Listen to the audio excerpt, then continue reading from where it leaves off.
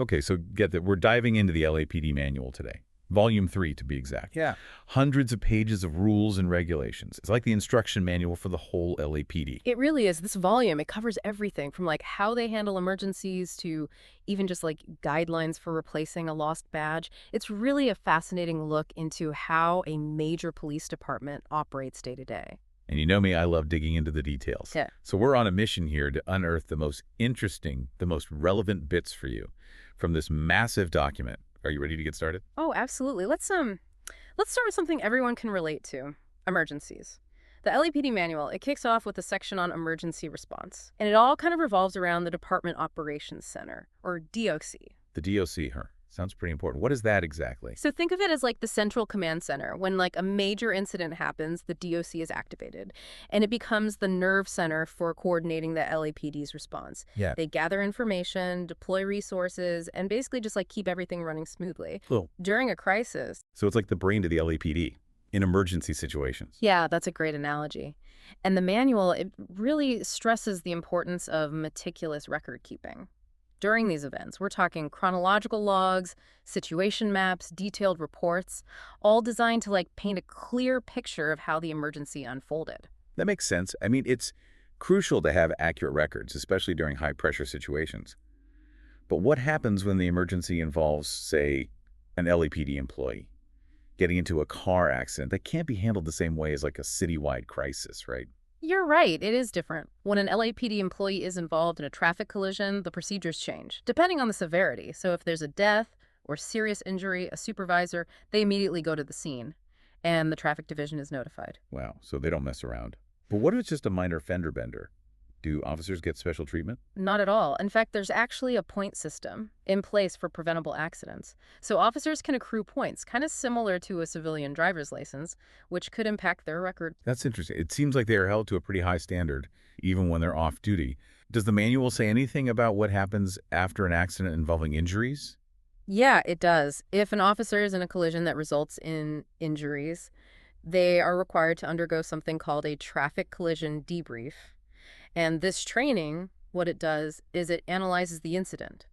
And it helps the officer understand what happened and how to potentially avoid similar situations in the future. That's a really proactive approach. Yeah. It seems like the LAPD is serious about learning from these incidents Yeah, and improving officer safety. absolutely. And speaking of accountability, let's move on to another interesting section, subpoenas and court appearances. The LAPD has actually implemented an electronic subpoena system, which has, really significantly changed how they manage this whole process. An electronic system. That's pretty high tech for a police department. What's the advantage of that? Well, officers are now responsible for regularly checking the system for any subpoenas that are issued to them. This ensures they don't miss court dates, and it just streamlines communication within the department. That makes a lot of sense. It seems much more efficient than relying on like paper trails and potential delays. Yeah. So what happens if an officer needs to be excused from a traffic court appearance? Is that even possible? It is. But there's a specific procedure that's outlined in the manual. They need to fill out a request form and get approval from their bureau commanding officer. So it really just highlights the importance of balancing, court obligations with their other duties. It seems like a very structured process, which is probably necessary to avoid any conflicts or missed appearances. Exactly. And speaking of navigating different roles, the manual also addresses off-duty appearances at governmental administrative hearings. Okay, now this sounds intriguing. What's the rule there? The manual, it really emphasizes that officers must make it very clear that they are attending these hearings as private citizens, not as representatives of the LAPD, and they need to avoid any actions that could be perceived as like a conflict of interest. So even when they're off duty, they have to walk a fine line between exercising their personal rights and upholding the integrity of the LAPD. That's got to be tricky sometimes. You're absolutely right. And the manual also highlights the role of the commanding officer in ensuring that no conflict of interest exists. It's a way to kind of protect both the officer and the reputation of the department. It sounds like the LAPD has thought of just about everything. But what about community engagement? I know that's a big part of policing these days. It is. And the manual, it actually devotes a whole section to community meetings, and it outlines specific procedures for how these meetings should be conducted and documented. So it's not just casual chats with residents. They have a whole system for these interactions. Exactly. They have to be well organized, documented for transparency, and likely for accountability reasons as well. Now, what about reserve officers? I know they play a support role, but how does the LAPD differentiate their responsibilities? The manual actually clearly defines the roles of Level 1 and Level 2 reserve officers. Level I officers have more authority and can even carry a concealed firearm, whereas Level 2 officers have a more limited role. So it's like a tiered system Yeah, based on their training and experience. precisely. And there's a Department Reserve Coordinator who oversees the entire Reserve Corps and ensures they're properly integrated into the force. This is fascinating stuff. It's like peeling back the layers of a complex organization. I'm curious, what does the manual say about everyday things, like ammunition, equipment, and even like the use of department vehicles? Well, when it comes to ammunition, there are very strict regulations in place, particularly regarding the use of reloaded ammunition. This is all to ensure safety and standardization across the department. Makes sense. You wouldn't want officers using ammunition that hasn't been properly vetted. What about equipment? I imagine there are protocols for replacing lost or damaged gear. Absolutely. There are specific procedures outlined in the manual for replacing or repairing any city-owned equipment that is lost, stolen, or damaged. Again, it's all about accountability and ensuring responsible use of city resources. Now, about those department vehicles, do officers get to take them home? They can, but there are strict guidelines for home garaging department vehicles. Officers, they have to adhere to specific requirements. For emergency callouts and other authorized uses, they can't just use them for personal errands. I imagine that's to prevent misuse and ensure the vehicles are always available for official business. Exactly. The manual even outlines logging requirements and a minimum number of emergency callouts needed to maintain those home garaging privileges. They've thought out everything. Okay, last question before we move on. What about filming in LA? You know, all those movies and TV shows. Does the LAPD have anything to do with that? They do. The manual outlines the procedures for obtaining and maintaining motion picture television filming work permits. It's a pretty detailed process. So it's not as easy as just showing up with a camera and yelling action. Not at all.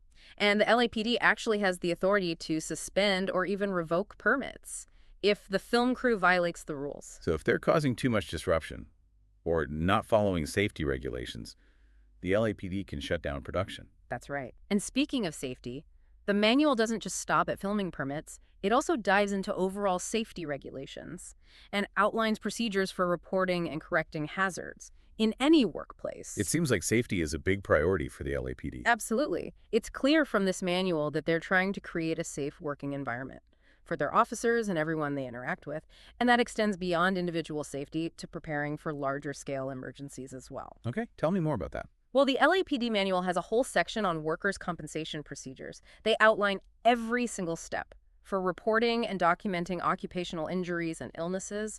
They even have specific forms that need to be used. So if an officer gets hurt on the job, there's a clear process for getting them the care and support they need. Yes. And the medical liaison section, they play a key role in verifying and recording those injuries. They make sure everything is properly documented and that officers receive appropriate medical attention. So they really are looking out for their officers' well-being. But what about, say, a natural disaster or a major incident at a police facility?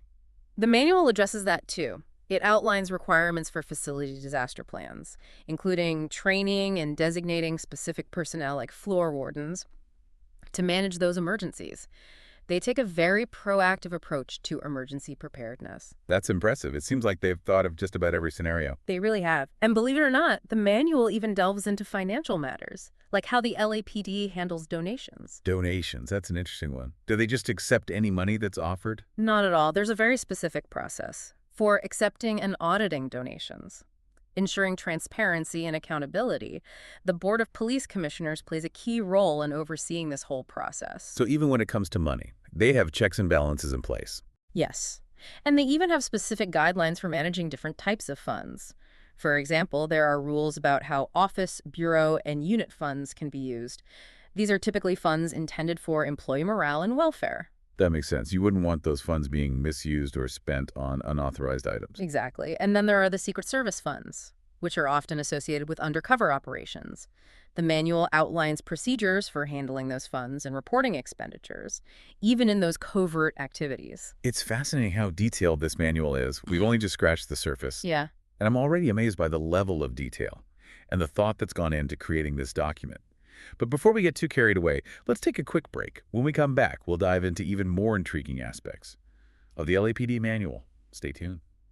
Welcome back. We've been exploring the intricate world of the LAPD manual, uncovering the procedures and guidelines that shape the department's daily operations. And we've already seen how detailed this manual gets, even for like seemingly mundane tasks. It's true. But now let's step into a realm that might surprise you. The LAPD's response when an officer faces a credible threat. A credible threat, that sounds serious. What kind of procedures do they have in place for something like that? Well, the manual is very clear about the steps an officer must take if they receive a credible threat. It starts with immediately notifying their commanding officer and potentially even relocating for safety. So they don't take any chances with their officer safety? Absolutely not. The commanding officer then investigates the threat and takes steps to ensure the officer's protection. And get this, the manual even outlines procedures for reimbursing officers for any relocation expenses they might incur. That's really reassuring to know. Yeah. That they've got their officers' backs, but what happens if the threat involves, say, a suspect the officer put away? Does a different unit get involved? You're thinking like a true detective. In those cases, the Robbery Homicide Division, or RHD, steps in to investigate. They have the expertise to handle those complex and potentially high-risk threats. Okay, that makes sense. The RHD definitely has a reputation for handling the tough cases. But let's shift gears a bit and talk about personnel issues. I know the manual covers things like rest periods and vacation time, but what about those situations where an officer needs to take an extended leave of absence? You're right. The manual addresses that as well. It outlines the process for requesting and approving leaves of absence, whether it's for bereavement, family illness, or other qualifying reasons. It's quite a comprehensive system. So even though they have a demanding job, they still get time off for personal matters. Yes, they do. And the manual even specifies how vacation time is earned, computed, and scheduled, ensuring fairness and transparency for all officers. It seems like they really try to create a balanced work environment. But what about when an officer decides to hang up their badge for good? What does retirement look like in the LAPD? Retirement is a big deal in the LAPD, and the manual dedicates a whole section to it. One interesting detail I found is that officers can apply for a carry concealed weapon, or CCW, endorsement. Upon retirement, so they can still carry a firearm. After they leave the force. This is pretty unique. It is. But there's a catch. The manual makes a clear distinction between honorably retired and resigned status. Only officers who meet the criteria for honorable retirement are eligible for that CCW endorsement. That makes sense. They want to make sure that privilege is reserved for those who served with the distinction. Exactly. And while we're on the topic of recognizing service, the manual also has a fascinating section on the various awards and commendations. Given by the LAPD, some of them are quite unique, like the Community Policing Medal and the Human Relations Medal. Those sound like prestigious awards. It's great that they recognize officers who go above and beyond in their duties. It really is. These awards really highlight the LAPD's commitment to community engagement and positive interactions with the public, which is so important in building trust. Okay, this manual is full of surprises. It's like a crash course in all things LAPD. What else have we uncovered that might intrigue our listeners? Well, remember all those police dramas where they show officers saluting the flag? It turns out there are very specific procedures for that, outlined in the manual. Really? They have rules for how to salute the flag. They do. And it's not just about saluting. The manual covers the proper handling of the U.S. flag, including when to lower it to half-staff. It's all about tradition and respect. That's interesting. Seems like a small detail, but it reflects the LAPD's emphasis on protocol and discipline. What else do they have rules for? Well, they have different types of inspections, formal and informal, and the manual lays out specific commands and reporting requirements for each.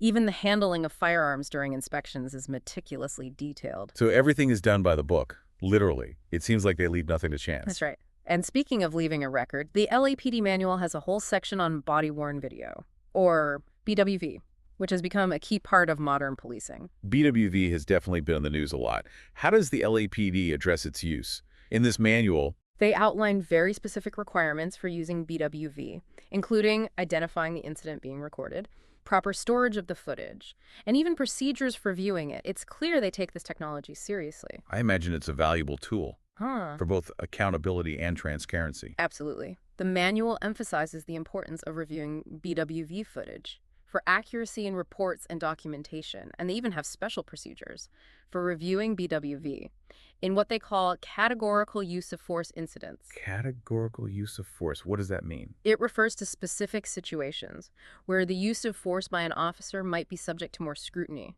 such as incidents involving firearms or serious injuries.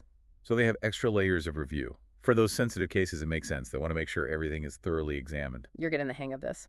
And on that note, let's move on to another fascinating section, record keeping and internal affairs. These are areas where the LAPD has faced criticism in the past, so it's intriguing to see how the manual addresses them. Okay, I'm ready to delve into this. Record keeping sounds pretty straightforward.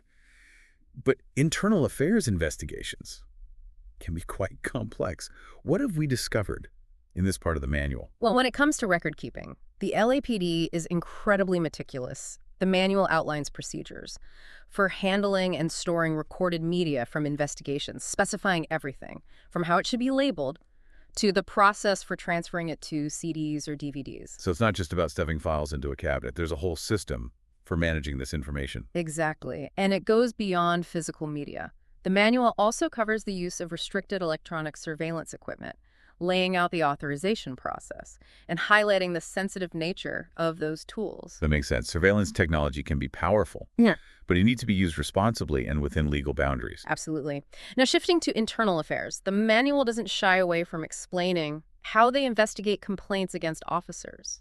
I'm curious, how detailed is this process? It's surprisingly thorough. They outline everything, from how complaints are classified and investigated to the potential disciplinary actions that can be taken.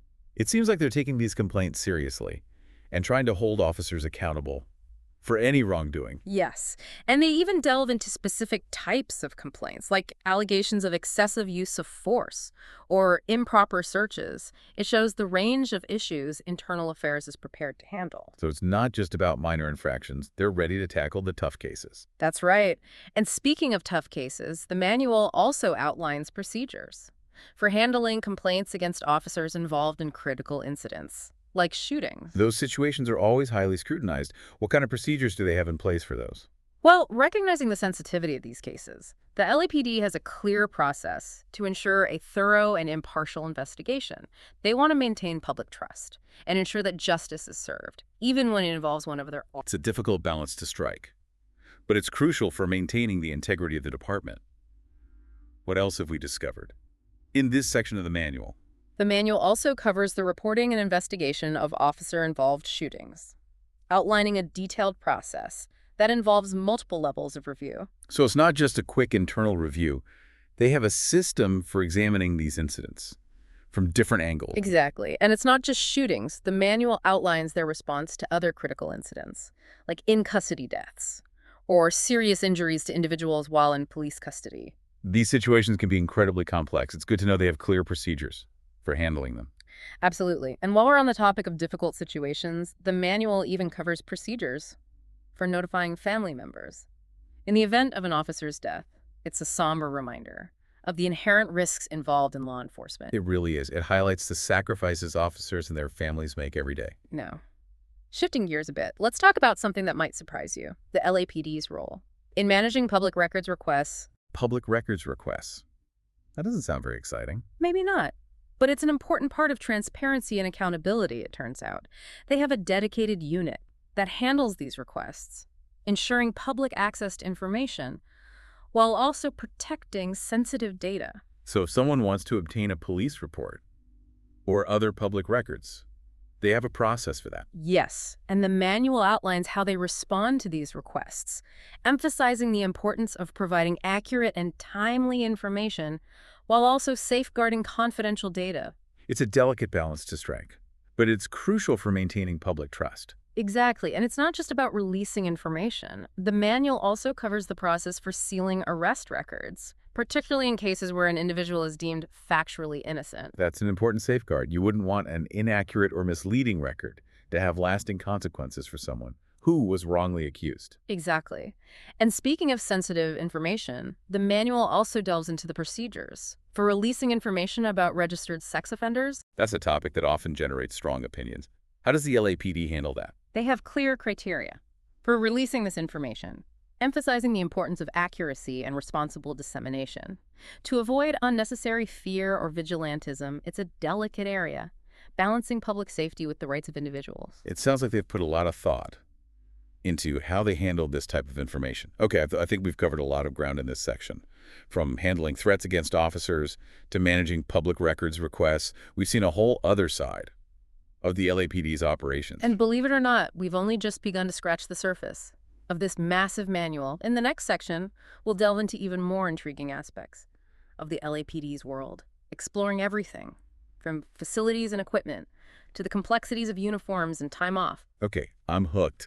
Let's take another quick break, and then we'll dive right back in to this fascinating deep dive into the LAPD manual.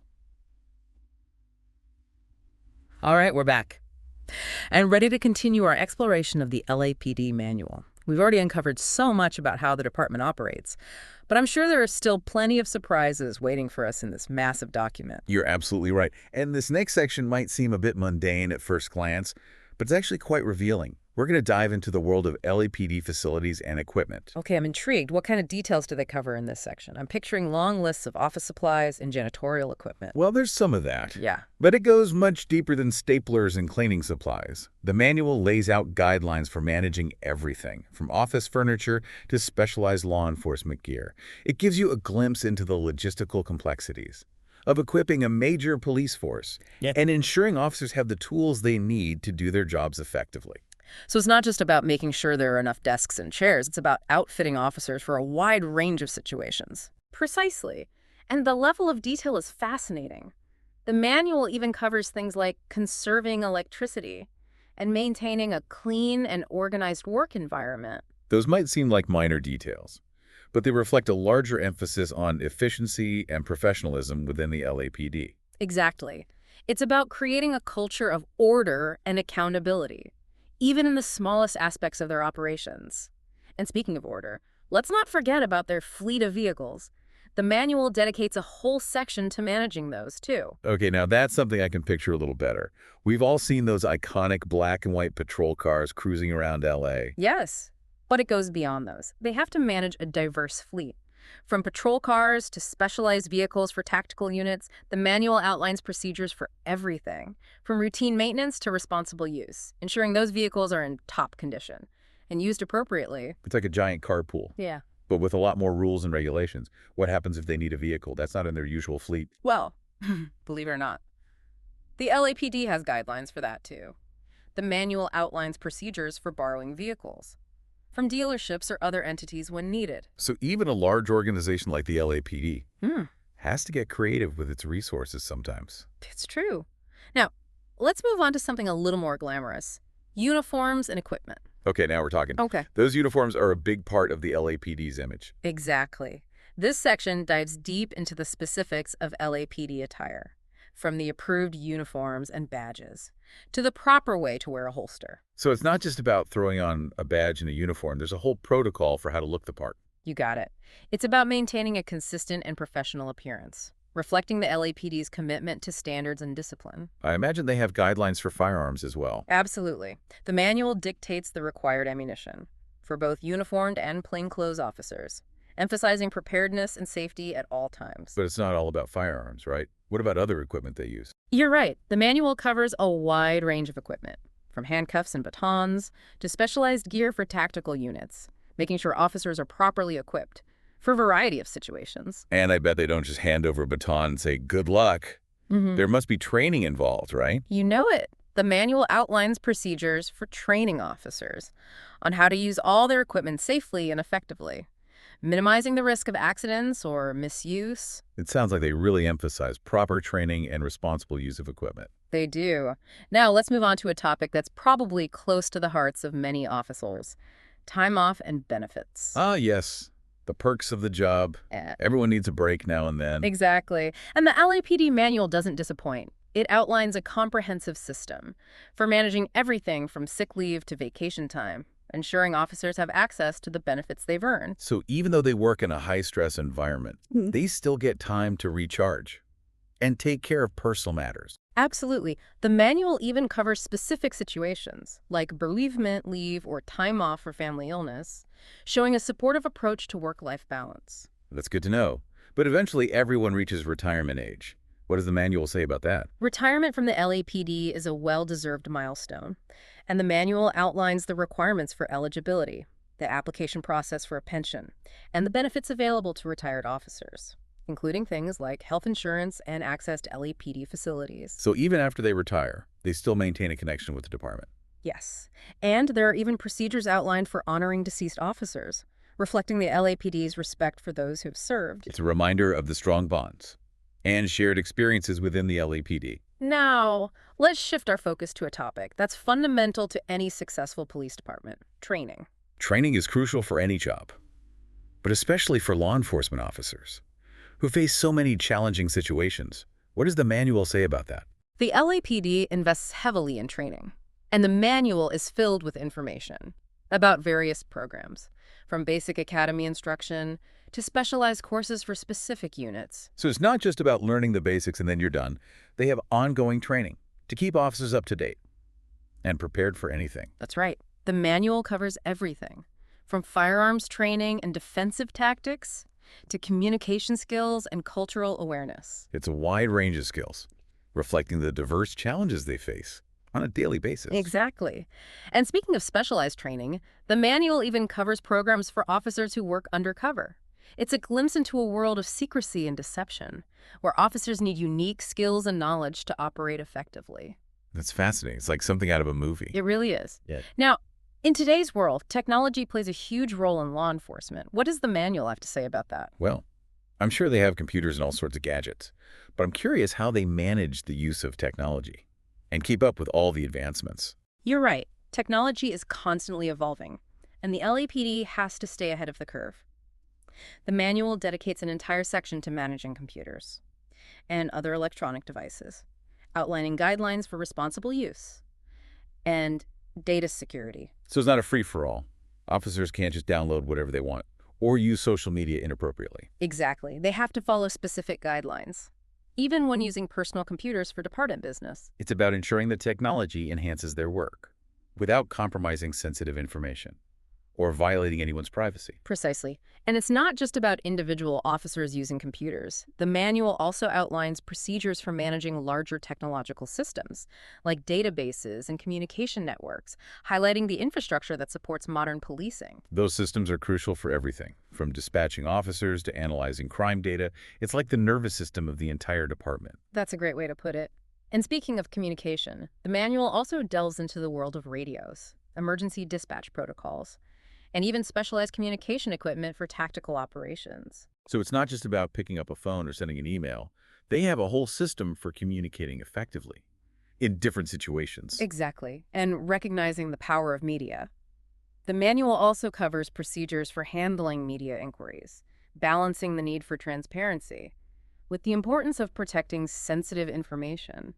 It's a tricky balance to strike, especially in today's world of instant news and social media. You're right. And speaking of sensitive topics, the manual doesn't shy away from addressing the use of force, one of the most controversial aspects of law enforcement. And I'm sure this is a section that's been carefully crafted and reviewed. Yeah. What does it say about how officers should use force? The manual is very clear about when and how officers are authorized to use force, outlining what's called a use of force continuum. It's a graduated approach that emphasizes de-escalation and minimizing harm, starting with verbal commands and escalating as needed to physical restraint or even deadly force. So it's not a carte blanche to use force whenever they want. There are specific guidelines and procedures they have to follow. Exactly. And they stress the importance of documenting any use of force, writing detailed reports, and preserving any relevant evidence. It's about accountability and ensuring that any use of force can be scrutinized and reviewed. Precisely. Now, let's move on to another important area: handling complaints against officers.